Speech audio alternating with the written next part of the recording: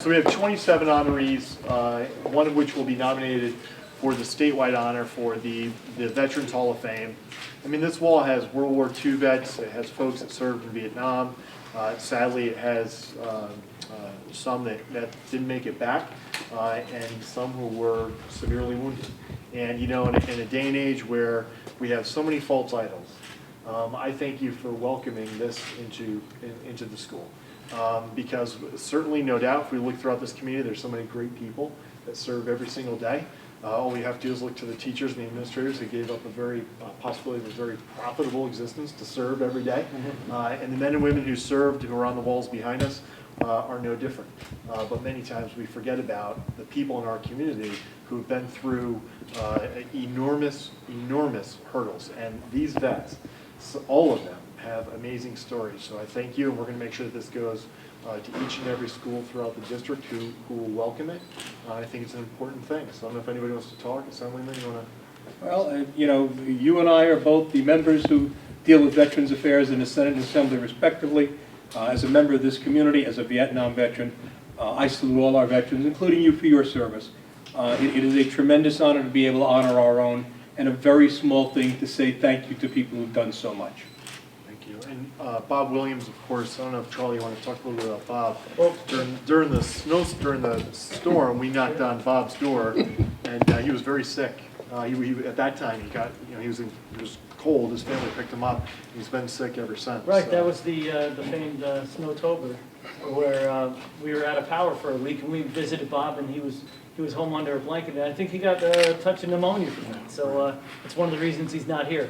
We actually had to visit Bob up at Somers Manor, and he wanted to break out and come to the ceremony, but we told him he shouldn't. But I was very honored. It's the picture's right behind you there. And thank you to Mr. Ball. Peter and I. He's as good looking now as he was. Honored to be able to be in the inaugural class and to be able to nominate Bob Williams, who spends a lot of time in these buildings, apparently, speaking with the kids. So I think it's fitting that the first time there's a ribbon cutting. It's right here at Bob's school where he visits kids.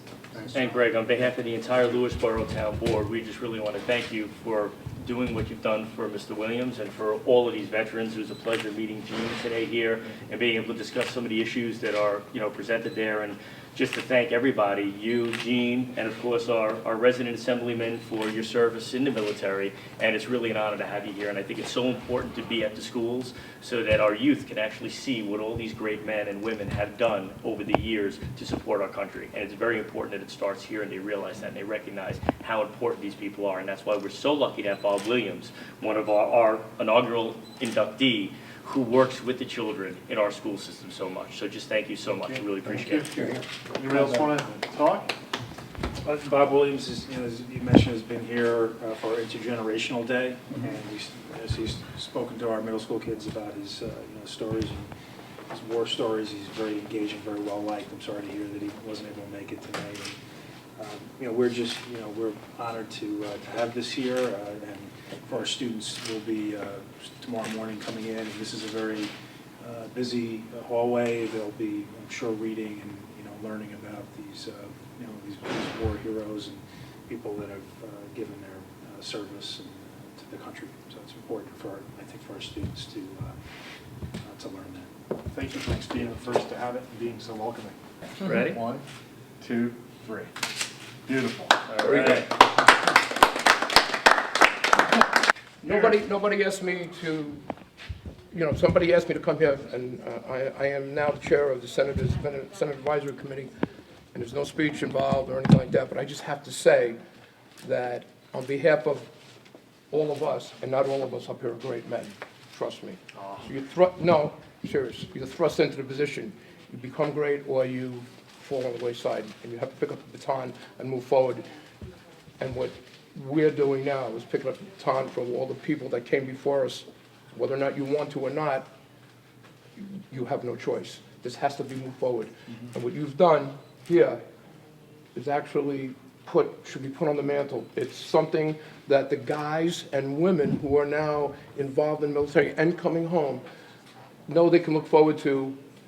People like all of you that are in government, local, town, and federal, and state, that there are people behind them we can count on. I appreciate it. Thank you very much. Thank you very much, everybody, really, thank you. Thank you, guys. Thank you very much.